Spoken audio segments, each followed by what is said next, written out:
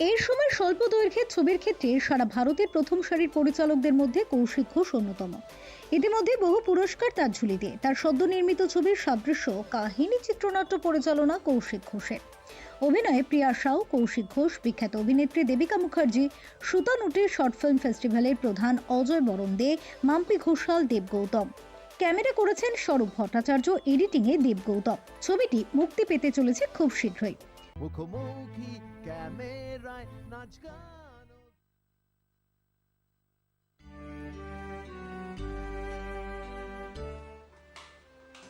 মা, 4টে পরোটা কিন্তু বেশি দিও, আর তার সাথে দুটো মিষ্টিও দিও। আচ্ছা, তোর ব্যাপারটা কি বলতো? এই শুনি তুই নাকি জিরো ফিগার করবি, ডায়েট করবি, চেহারা একদম স্লিম বম্বে স্টারের মতন। আমার প্রাণের পরে চলে গেল কে?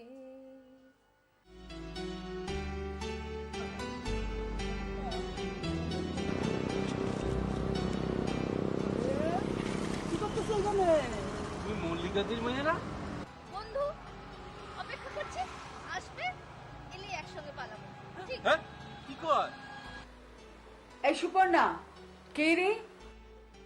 মা, ধূপকাঠি বলা। মা, তুমি তো ছোটবেলা থেকে আমার পুরো পৃথিবী। আমি সুপর্ণার মা। সুপর্ণা আমার সব। আমি ওর সম্পূর্ণ পৃথিবী। আমাদের এই একান্ত পৃথিবীতে যদি কেউ ঢুকে পড়ে, সুপর্ণাকে যদি জিতে নিতে পারে, তাকে তো একবার দেখতেই হয়, তাই না? তোমার কষ্ট হবে না? না, দেখবে তোমার অভ্যাস হয়ে যাবে।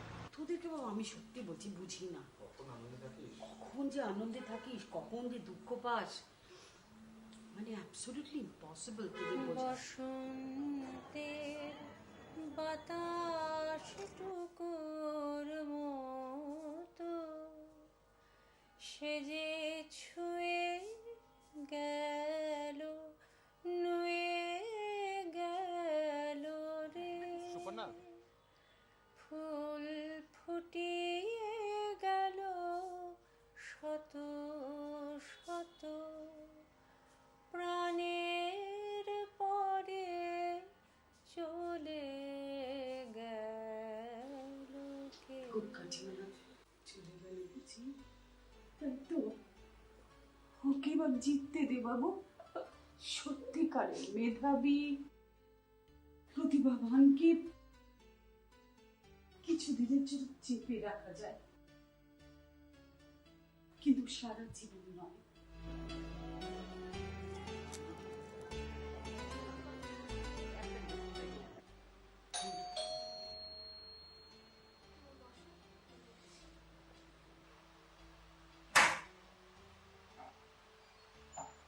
মাসি, আসবে। মা কোথায় গো? মা তো ভিতরেই আছে।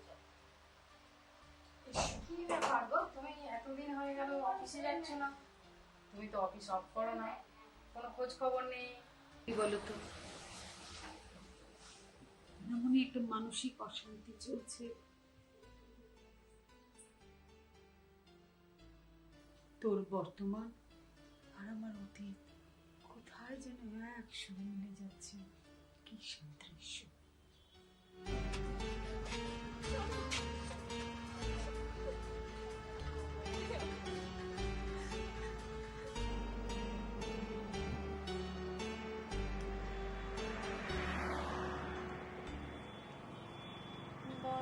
বসন্তের বাতাস টুকুর মতো আমার প্রাণের পরে চলে গেল কে? নমস্কার, আমি আপনাদের অভিনেত্রী দেবিকা মুখার্জি। আমি এই মুহূর্তে সাদৃশ্য ছবির সেটে শুটিংয়ের পরিচালক কৌশিক ঘোষের ছবি এটা।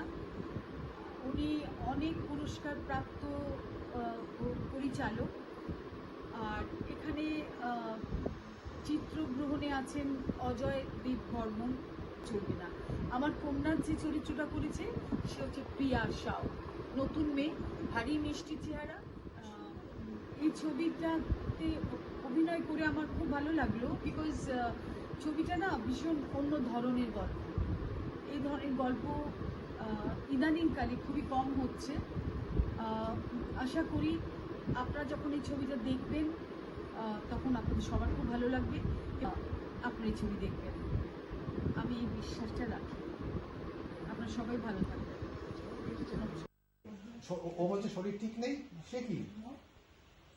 তাহলে অফিস না গিয়ে ভালোই করেছিল আপনাদের। নমস্কার, আমি কৌশিক ঘোষ।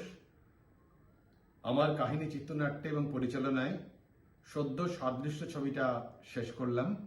এই ছবিতে বিখ্যাত অভিনেত্রী দেবিকা মুখার্জির অসামান্য অভিনয় রয়েছে, সেই সঙ্গে অভিনয় করেছে প্রিয়া সাউ, অজয় বরণ দে, দেবনাথ গৌতম এবং আমি কৌশিক ঘোষ।